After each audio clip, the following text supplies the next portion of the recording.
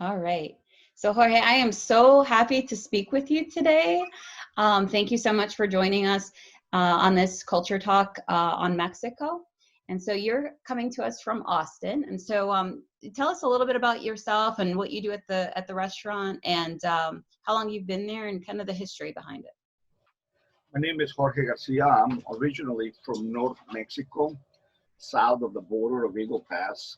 I came to Austin to go to college, fell in love with the blonde blue eyes, and I stayed here. 3 children later, here I am still. I had a furniture, a ranch, and a furniture store before the restaurant, but I grew up ranching, so I grew up cooking, Mhm. and my grandmother was an incredible cook, very artistic cook. Actually, she actually had her own restaurant also, so I learned a lot from her. Throughout the years, from heavy diabetes, she lost her sight, but she never lost the ability to cook. So I was kind of like her eyes, and she would tell Mhm. me like, mix this, mix that, put this in there, put this in that. Now do this, do that. And so I learned a lot of techniques and a lot of ways, the old-fashioned way to cook food. Mhm. And it's just my brother and I had an incredible passion for it. And I know how to make flour tortillas from scratch, how to make bread from scratch, cornbread, a lot of that stuff for two reasons. One, that I learned it from her, and then the other one was that I, we did it to survive on the ranch. You hunt a rabbit, and it's Mhm. not a delicacy; it's just a meal, and you kill one for you and one for the dog. So that's how I, became such passionate about it. Mhm. After opening up the furniture store and was successful, with my brother and I decided that we wanted to do a restaurant because my parents wanted to move to Austin. Mhm. They were just retiring in Mexico, and they didn't want to ranch anymore. They didn't want to do anything more likely just, but they wanted to come, and they wanted to just do something. They didn't want to come here and be sort of like a burden, quote unquote, on us. So they said, like, why don't we open up a small restaurant, and I'll use a lot of my recipes and a lot of my techniques. And we said, like, okay, well, sounds good. So Mhm. we opened up a small restaurant. Believe me, what is now 25 years we've been here. And we thought that that was a very small spot for my parents to start with. But we were the pioneer of the black beans. We were bringing black beans, we were bringing fish tacos with fish Mhm. enchiladas. We were bringing different food into Austin or into Texas, where it was known Tex-Mex was very predominant, and Tex-Mex food was all about yellow cheese and totally Yeah. different food that Right. I don't eat. I have never been attracted to. Right. So it was kind of hard at the beginning because these people thought that we were Central Americans by bringing in black beans, Mhm. and we always said like, no, black beans is predominant in Mexico. Only North Mexico eats pinto beans. And that is what Tex-Mex is. It's North Mexican food. The guisada, a lot of meats, you know. Yeah. So the carne guisada, the cortadillo, the carnitas, a lot of that, even carnitas is from South Mexico. But the pinto beans and the flour tortillas are predominant from North Mexico. So we brought in the homemade corn tortillas. We make 5 different color tortillas. And this is are not adding food coloring to them. We do Mhm. a green tortilla, and we use spinach and poblano pepper sauce to make them green. We do a red corn tortilla that we use guajillo and chipotle to make it red. Mhm. We use a blue corn tortilla, and we use blue corn to make it. And then we do the traditional white. So Yeah. all of our food is made from natural ingredients, Mhm. no food coloring. And then the other thing is Your grandmother would be proud. exactly, and, Yeah, that's and awesome. So 25 years, and I want you to finish your thought, but it's interesting that you said that. So it seems that the passion that it started from, I mean, when you were really, really young. So you kind of tell me a little bit about the family, how else it kind of, the way that your family did things that kind of influenced. is that Well, part of it? Just kind of. we started getting involved. My brother and I were at the furniture. We had the furniture store in the Hmm. ranch, and we said like, well, we got to help our Yeah. parents because one, they don't speak English. Yeah. Second, they just migrated here, Yeah. and we're just gonna have to help them. And my sister was still in Mexico, and she didn't come in until much later. Hmm. So we came in and help, but the restaurant started gaining so much momentum that we actually decided to close the furniture store a year later Hmm. and just come in and start full time at the restaurant. And I used sort of on my accounting schooling Hmm. to do the numbers and do the front of the house. And my brother, he had a lot of cooking experience. He did the cooking. So we both stayed on it with my mother's recipes, and we developed them. Yeah. And it was very frustrating because it was just people did not understand our food. Like, I don't know if you know what fideo is. So we would do fideo, Hmm. and fideo is a vermicelli, or spaghetti, if you want to call it, but very thin. And it's very traditional in Mexico. And one time a guy asked me, so like, hey, I thought you guys were Mexicans. And I said, like, yeah. And then he goes like, well, what's up with the spaghetti? And I said, like, no. I said, like, no. Well, this is very traditional in Mexico. And she goes like, why? I said, well, it goes back to Marco Polo. Hmm. He goes like, what do you mean Marco Polo? Who's that? I say, well, Marco Polo was a guy who who traveled the world and brought food into brought food from many different cultures into Portugal. And then, Spain absorbed a lot of that spaghetti, and the pizza is, so he goes, you mean to tell me the pizza is Chinese? I said, yes. That's awesome. Yeah. See, these are the things about cultures that, food tells such a story because it carries through. It's just one way to experience culture besides the sights and sounds of things. It just, a lot of people, even me, that's something new for me to learn. So, you're talking about your parents and, where y'all came from. And so what else at the restaurant? What else tell me a little bit about the menu? So you mentioned the tortillas and that, you The have menu, 5 different kinds. That's amazing, first of all, but it's all natural. But the menu was designed by my mother, the basic stuff, the basic recipes, but everybody had something in it. And Mhm. So my wife had a vegetarian enchiladas, and she Mhm. said like, look, Austin is a foodie, but it's also it's becoming very fruity, and it's becoming very organic, vegetable, clean food type deal.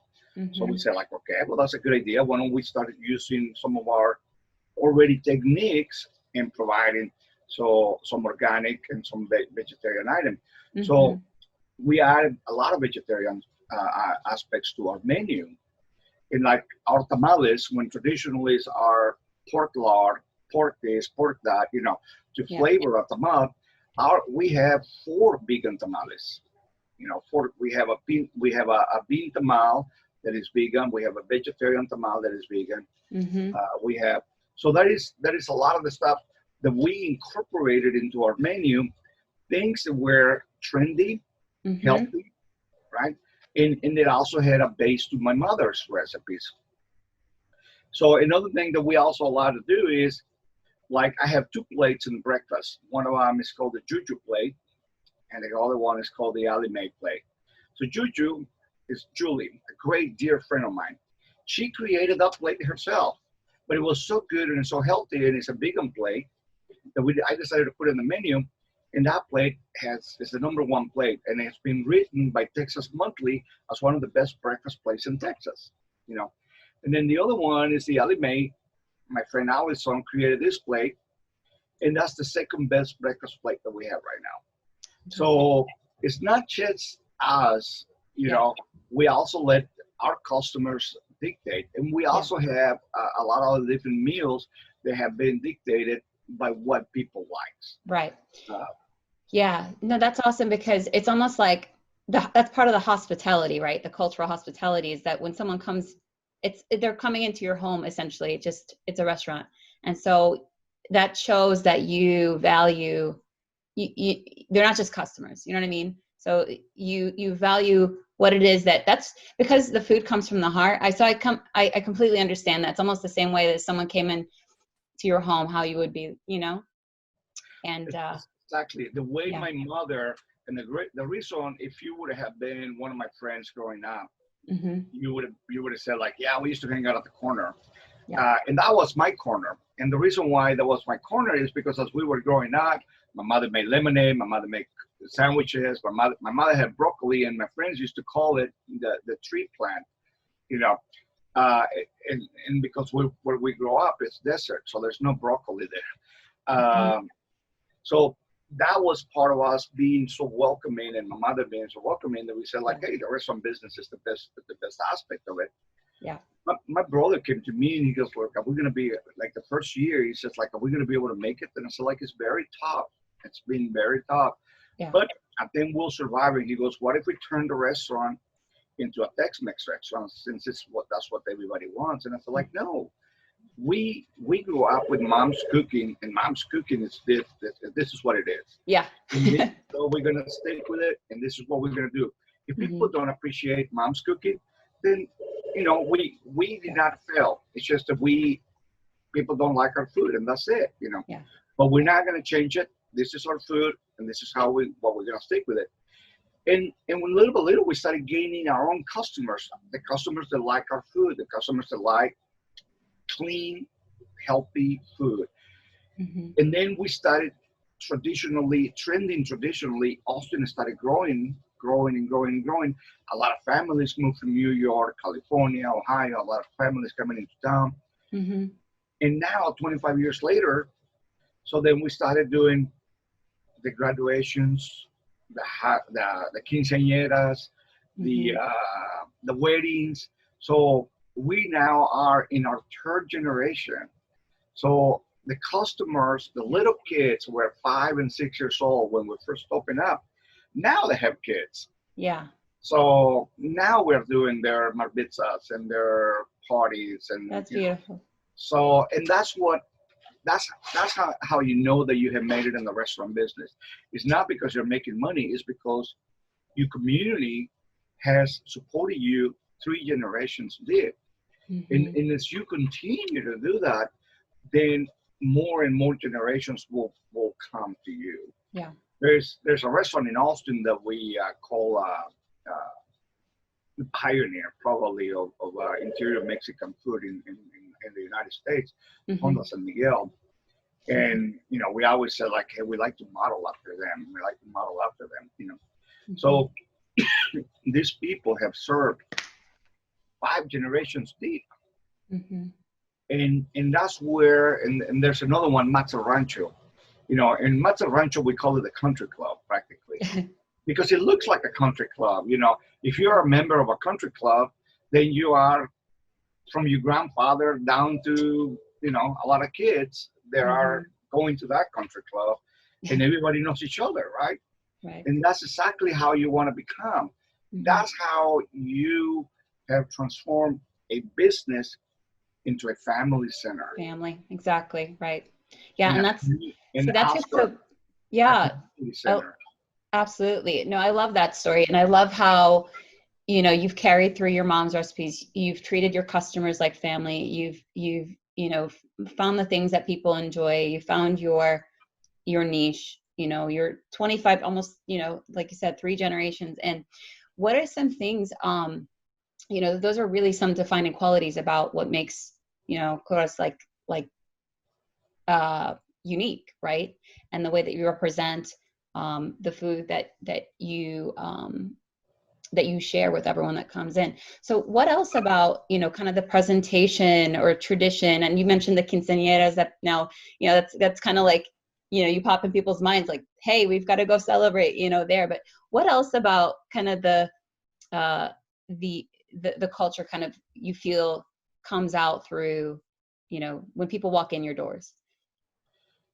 They feel invited right away. Yeah. The restaurant is designed to be like with a great, relaxed ambience. And that was when I was opening up the restaurant. A friend of mine, an artist, that he was coming to help me paint the restaurant and do stuff, repairs. He told me, says like, you have to create an ambience. I'm going to help you with murals, but you create the ambience. So that's what we do. We try to create you walk in and there is murals. Every wall is covered in murals. Mm-hmm. And every wall tells a story. Mm-hmm. So when you walk in from outside the restaurant and all throughout the restaurants, there's murals, even in the bathroom.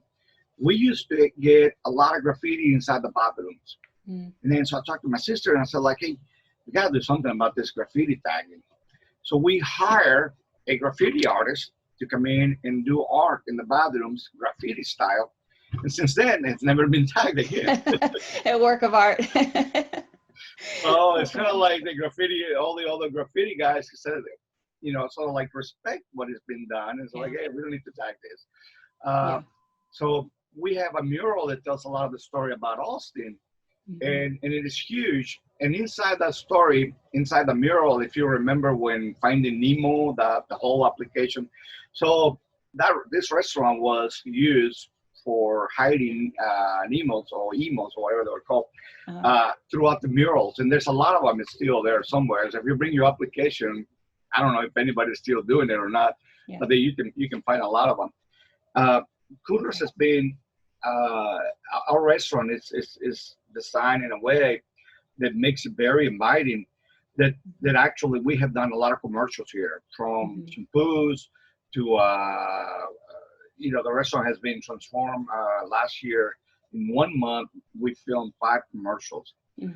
Facebook filmed part of the outside of the restaurant this year.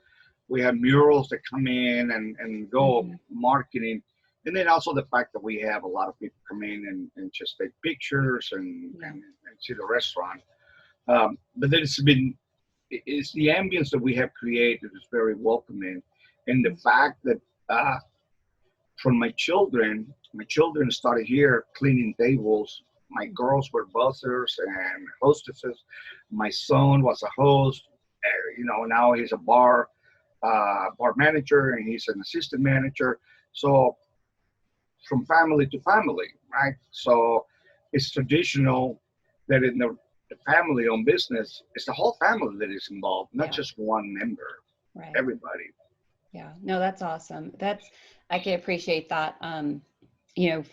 My own father owned businesses growing up, and remember growing up being there, especially in the summers when school was out. So that's really beautiful. So I love it. I love the tradition. I love the homemade food. I love the murals, the whole story. I mean, it's amazing.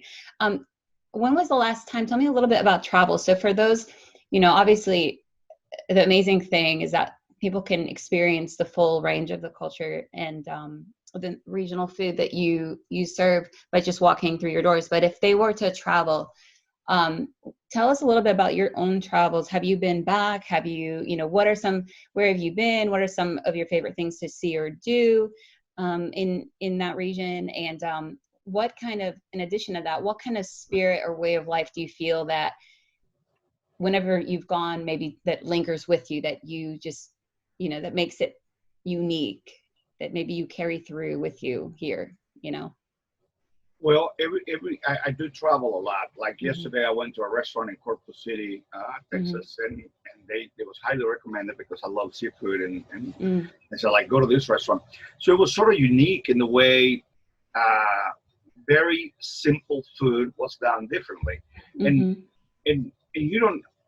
I don't try to copy somebody's recipe. I don't try to copy, but I try to look and see what they're doing, the technique they use, and then. Even just to do a dinner special or a lunch special with sort of like that guidance. I still have a house in my hometown. I have 2 properties in my hometown, and I go every month. Right now, I have not been able to go because of the pandemic. Right. But I do travel. I go to Monterrey a lot, Guadalajara. I go all Central Mexico, South Mexico. We grew up. Remember from the beginning, we grew up ranching. And we grew up in North Mexico, where the average temperature is 110 in the summer. So we did not work at the ranch in the summertime because you don't want to stress animals. You don't want to create any hard work. Yeah. Plus, it's very dangerous to work under those conditions. So we used to summer in Mexico City. So I learned. My father was a big fan of the mercados. So every time I go to Mexico City, the first place I go is mercados. And now there's a lot of new different markets, and those are really, really true central markets. And it's food from all over Mexico in one little, I don't know, probably say 10,000 square feet. Wow. And then there is actually food from anything from ants to grasshoppers to, because that is traditional in Oaxaca. Tradition. So this is traditional food, and when people travel with me and they go like, okay, so let's go to this mercado here because they specialize in this and this and this, and they go like, I'm not eating any ant eggs.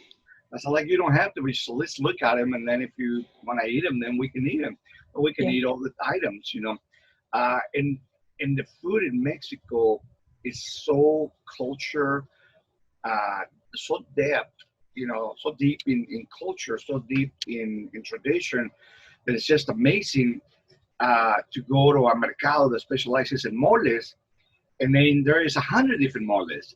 Wow. And then you go like, people say like, why there's so many moles? It's like, because his grandmother's bragging rights, or my mother's mole. We still make my mother's mole here, and it takes literally 3 days. Mm-hmm. So it's 1 day to marinate everything, 1 day to cook it and let it rest. My mother always was a big fan of letting food rest, because we make chicken soup today, we let it rest, and tomorrow we skim that chicken soup. Mm-hmm. So, and people say like, why do you skim chicken soup? It's like, well, just remove excess fat. Mm-hmm. The broth tastes better. So exactly the same thing with the mole, exactly the same thing with our cochinita pibil. It's 3-day items. So, and that's her bragging rights. And we have won with our mole, we have won inside the Hot Sauce Festival contest many times, #1. So we, in Mexico, you go to the mole fair or you go to a mole competition, and there's all kinds of moles. Why? Because everybody uses different mole recipes, and one of them is sweeter, and the other one is darker, and the other one is green, and the other one is yellow. But it's just wonderful, beautiful culture. When I travel, I always go to little fondas, and I also go to big chain restaurants. And you can see the service, and you can see that small fondas have all traditional cooking.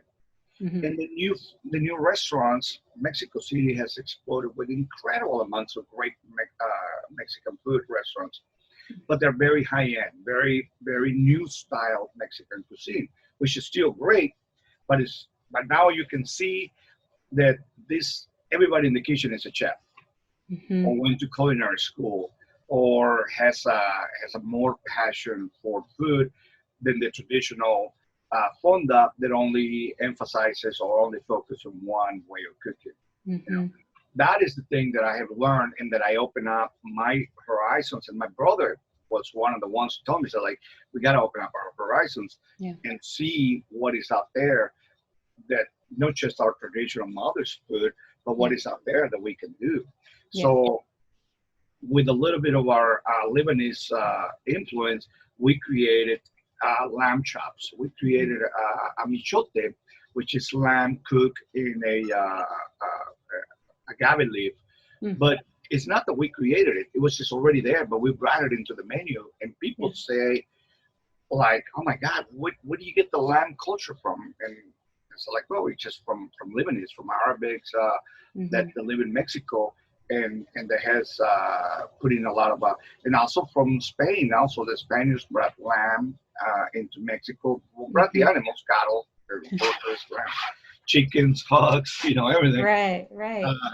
That's awesome. See, I love that, because your travels kind of carry, in terms of the spirit that you kind of bring back. So between the mercados and the little fondas that you've seen, and the regional influences of the immigration into Mexico, and what they bring, cultures, and how they kind of mesh and they become part of the culture. So that's something that I imagine that when people come to Curra's, that you evoke that, whether it's through your menu, you kind of, because you've brought those in, that in essence, it kind of transports people so that they feel and they see and they get to experience so much just walking through your doors without having been.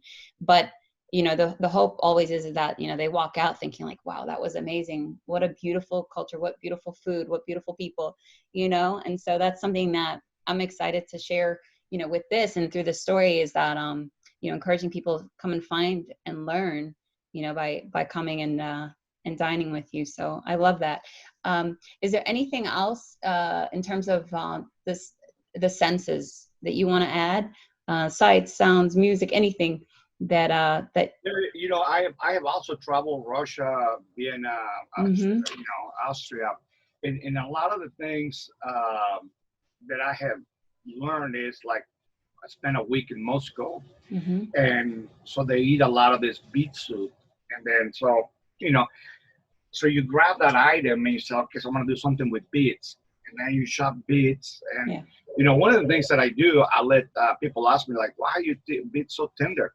So because I buy them a week earlier and just let them rest and let them get soft, and they get full of sugar, So, and these are things that I learned from my grandmother, because she did not have a refrigerator, and she had a gas stove and a wood stove, and she will use the wood stove more than the gas stove. So you learn different techniques and different ways by growing up, learning, watching. And so the beets, if you let them rest for a week or so, they get soft and full of sugar. So you slide them, you saute them, and I added goat cheese, and add, and balsamic vinegar, and so you can create a lot of different things. And then you just let them chill, and then add them to a salad, and then you go like, wow, what am I eating? Yeah. That's awesome. See, that's what makes it unique. That's you. That's a touch that you've added, and so that's awesome. That's I feel like there's a lot, and see, a lot of times, like you said, when you're talking about, with the Tex-Mex and, Northern Mexico and the differences in the central and what people, maybe perceive versus knowing, so that they. There is a lot of skepticism in terms of how rich Mexican food is, and the biggest fact is that Mexico is so regional in its cuisine that the mole that my mother makes is nowhere else, right? Because they cook, it's almost like they cook by neighborhoods. Everybody has their own techniques. Everybody has their own tradition. So if you have food from North, and if you see it on our menu, we have items from North Mexico, from East, West, South, Oaxaca, Yucatan. So we have a lot of influence, a lot of different type of food from all over Mexico, because all of it is unique and all of it is rich in culture, and also tradition more than anything else. It's and that is the thing that you don't see unless you really travel. And now that I travel in Mexico City, and I'm walking on Reforma, or walking here, walking there, and you see Americans going into a McDonald's because they're exploded, and you go like, oh, why are you going in there? Yeah. And because it's just something that they trust. Exactly, right. They're scared. There's that unknown. Yeah. And so when people ask me like, well, where should I go? I was like, well, here, let me give you a list of places that you can go. There's happy hours where you explore and a lot of different food, and the food is free as long as you're drinking. And if you don't want to drink, it's like $5 for a buffet. And it's a great made food right there. Fresh food. So it's just, but you have to explore. You have to be. I took a friend of mine, and she wanted to explore a lot of that type of food, and so we took her to a mercado, and she said, like, you order for me. So I order, and the first thing I order, and she goes, man, this is good, but it has a different texture. What is it? I say, it's pig feet. My God, she got really mad at me. But I said, like, well, you say you wanted to try. Okay. I don't even want to eat pig feet. Did she say it was good though, at least? Yeah. And okay, it's better you told her afterwards. No, that's great. But see, that's tradition, and then you find, that's awesome. That's fun. Well, hey, I love this. I thank you so much for for sharing the story with us. And I want to encourage everyone to come and visit you. Please do.